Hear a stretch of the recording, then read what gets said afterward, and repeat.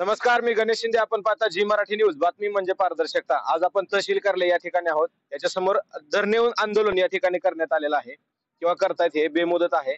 आपण काय व्यथा आहेत आपला विचारणा करूया. सर, नाव सांगा सर. मी बाबासाहेब बापू खडतरे, सामाजिक कार्यकर्ता, भीमावरी कार्यकर्ता. सर, बेमुदत धरणे आंदोलन आहे आणि तुमचा मुद्दा देखील कार्यालयीन वेळेत तहसीलच्या जे कार्यालयीन वेळ आहे त्या वेळेमध्ये झिरो किंवा अनधिकृत कामगार जे आहेत आता सध्या आहेत त्यांना हटवण्यात यावं असं तुम्ही या ठिकाणी आंदोलन करताय. सर, काय मुद्दा आहे सर? हाच मुद्दा आहे ना, हाच मुद्दा आहे. इथे जे नागरिक कर्मचारी येतात बरोबर आहे का, अनेक प्रकारचे नागरिक येतात रेकॉर्ड रूम मध्ये प्रत्येक विभागामध्ये, बरोबर आहे. त्यांची वेळेवर कामं केली जात नाहीत. का केली जात नाहीत? मग अधिकारी, शासकीय अधिकृत कर्मचारी असतात, ह्यांना काम जमत नाहीत का, किंवा काहीच संबंध आहेत का मग यांचे झिरो कर्मचारी किंवा अनधिकृत कर्मचाऱ्याशी? ह्यांना ठेवण्याचं कारण काय? सुशिक्षित बेकाराचे अनेक प्रकारचे राग आहेत. इमानदार सुशिक्षित बेकार आहे, शासनाने यांची खाजगी कॉन्ट्रॅक्ट पद्धतीने भरती करावी, बरोबर आहे. त्यांच्या गळ्यात कुठलं लायसन नाही किंवा कुठलं आयडी नाही, काय नाही. अधिक प्रत्येक समजा जर अनधिकृत कर्मचारी जर खुर्चीवर बसला असेल तर ते नागरिकांनी काय समजायचो, तो अधिकारी आहे का कर्मचारी आहे, हे कसं समजणार? म्हणजे प्रत्येकाच्या गळ्यामध्ये आयडेंटिटी असणं गरजेचं आहे. तो कोणत्या पदावरती काम करतो हे देखील त्याच्या आयडेंटिटीवरती मेन्शन असणं गरजेचं आहे. आणि त्यांना शासनाने अपॉइंट केलं असं, भले तो मग शासकीय कर्मचारी असू देत किंवा कॉन्ट्रॅक्ट पद्धतीने असू देत, त्यांना अपॉइंट केलं पाहिजे. आणि जे तुमचे दर फलक आहेत किंवा कालावधीचा फलक आहे त्यानुसार तुमचं त्याच्या ठिकाणी काम होत नाही असं तुमचं म्हणणं आहे. बरोबर आहे ना. म्हणजे कोणत्या कोणत्या कार्य म्हणजे ऑफिसच्या कोणत्या कोणत्या विभागामध्ये होते असं? विभाग धरा, रेकॉर्ड रूम, आपलं रोड विभाग, गाव काम करता प्रत्येक विभाग जे तहसील कार्याचे विभाग येतात तहसील कार्यालयावर प्रत्येक अधिकारी कर्मचारी यांनी आपल्या हाताखाली काम करण्यासाठी ठेवलेले आहेत.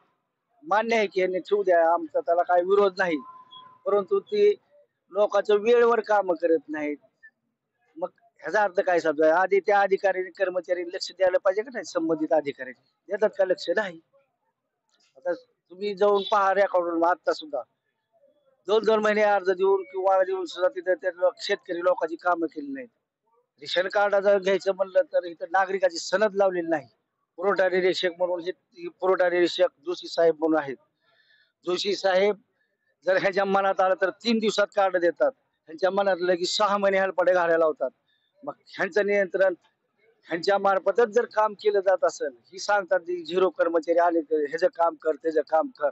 मग पुरवठा निरीक्षक जनतेच्या सेवेसाठी बसवलाय का लोकांना पिळवणूक करायला बसवलंय ह्यांनी? ह्याचं मला उत्तर मिळालं नाही. अनेक वेळा भेटून सुद्धा 6-6 महिने ह्यांना रेशन कार्ड आणि शासनाचा परिपत्रक जार असून 17 जानेवारी 2011चा विधवा महिलेला पिवळे कार्ड द्या, कोराडी समाजाला पिवळे कार्ड द्या, पारधी समाजाला पिवळे कार्ड द्या. मग लिस्ट पिवळे कार्ड देऊन हे काय अपंगाला घ्या, अपंगाला तर हक्क आहे, त्यांना पिवळं कार्ड मिळलेच पाहिजे. आणि पिवळं कार्ड मिळून नुसतं काय घरी नेऊन ठेवायचं का?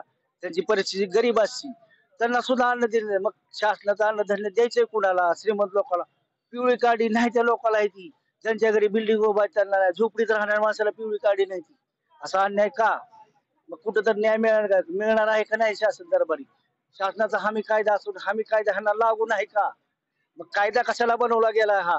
हमी कायद्याचा ह्यांना जर उल्लंघन अधिकारी करत असेल तर ह्यांच्यावर कारवाई काय केली होत नाही? ह्याच मला उत्तर कळलं नाही. मग सर्वसामान्य जनतेने काय करायचं? सर्वसामान्य नागरिकांनी काय करायचं? साधा आरशी नंबर घ्यायला गेले तर 100 हेल्पडे, ज्यांचे जवळचे आहेत सगळे संबंध जवळचे त्यांना काम करायची, पुढाऱ्याची कामं करायची. सर्वसामान्य नागरिकाला तर कामच होत नाही. का होत नाही? सर्वसामान्य काय नागरिक नाही का? त्यांचा अधिकार नाही का? हक्क नाही का?